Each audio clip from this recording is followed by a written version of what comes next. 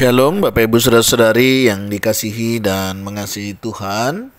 Kita bersyukur hari ini Tuhan memberkati kita. Mari sebelum kita membaca, merenungkan firman Tuhan, kita berdoa. Tuhan, terima kasih, kami bersyukur hari ini Engkau memberkati kami. Kami ada sebagaimana kami ada, semua karena berkat kemurahan-Mu. Terima kasih ya Tuhan untuk kasih setia-Mu. Sebentar kami akan membaca, merenungkan firman-Mu, berfirmanlah, dan biarlah kami mengerti apa yang menjadi kehendak-Mu di dalam hidup kami. Kami berdoa di dalam nama Tuhan Yesus Kristus. Haleluya. Amin. Ayat bacaan kita hari ini terambil di dalam 2 Korintus pasal yang kelima, ayatnya yang ke-17. Jadi siapa yang ada di dalam Kristus, ia adalah ciptaan baru. Yang lama sudah berlalu, sesungguhnya yang baru sudah datang.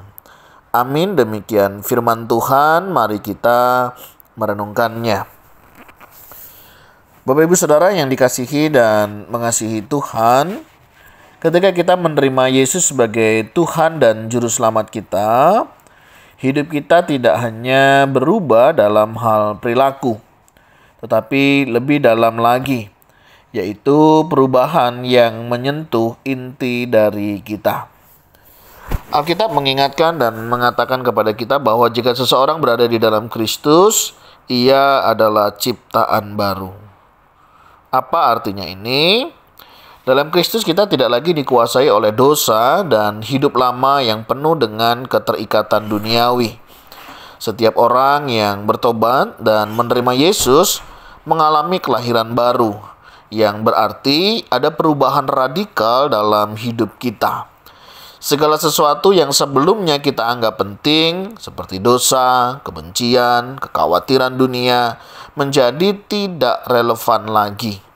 Kita diberi hati baru, pikiran baru, dan pandangan hidup yang baru.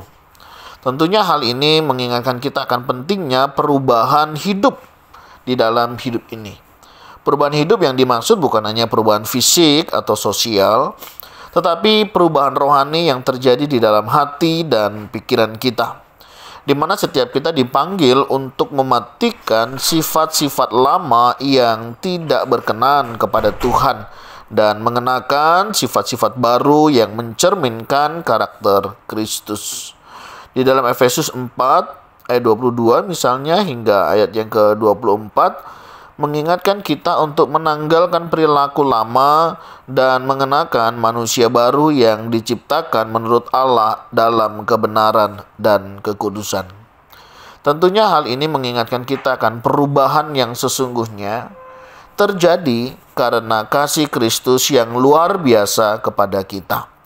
Kasih-Nya yang tak terbatas mengubah hati yang keras menjadi hati yang lembut, yang penuh dengan pengampunan dan kerendahan hati. Dalam Kristus, kita belajar untuk mengasihi seperti yang Dia lakukan, bahkan kepada musuh sekalipun. Kasih-Nya menjadi dasar dan kekuatan kita untuk hidup sesuai dengan kehendak-Nya. Bapak Ibu Saudara, hidup yang diubah oleh Kristus tidak hanya untuk kepentingan kita sendiri, tetapi juga untuk memuliakan Tuhan. Setiap tindakan kita, setiap kata yang keluar dari mulut kita, bahkan cara kita menghadapi tantangan hidup, semua itu harus mencerminkan Kristus di dalam diri kita.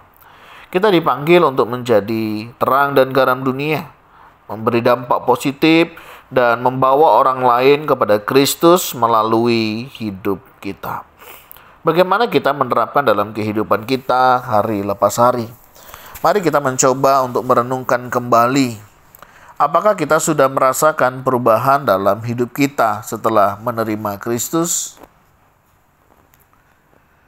Jika belum, mari kita berdoa dan meminta Tuhan untuk melakukan pekerjaannya yang luar biasa dalam hati dan hidup kita, sehingga setelah kita menerima Kristus ada perubahan yang lebih baik di dalam hidup kita. Adakah hal-hal lama dalam hidup yang perlu kita tinggalkan? Apakah ada kebiasaan buruk, pemikiran negatif, atau sikap hati yang perlu digantikan dengan sifat-sifat Kristus? Saudara, bagaimana kita dapat menghidupi perubahan ini di dalam kehidupan sehari-hari? Mari kita mencoba untuk mengasihi orang lain seperti Kristus mengasihi kita. Biarkan kasih-Nya mendorong kita untuk hidup dengan rendah hati dan penuh dengan pengampunan. Tuhan mengajak kita dan mengingatkan kita untuk kita boleh hidup di dalam Kristus, yang dimana kita mengikutinya dalam segala hal, bahkan di tengah pergumulan. Mari kita berdoa. Tuhan Yesus, terima kasih karena kasih-Mu Engkau telah mengubah hidup kami.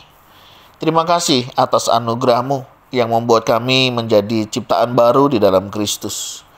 Kami mohon ajar kami untuk terus hidup sesuai dengan kehendak-Mu, meninggalkan segala yang lama dan mengenakan manusia baru yang sesuai dengan gambaran-Mu. Bimbing kami agar hidup kami dapat memuliakan nama-Mu. Dalam nama Tuhan Yesus Kristus kami berdoa. Amin.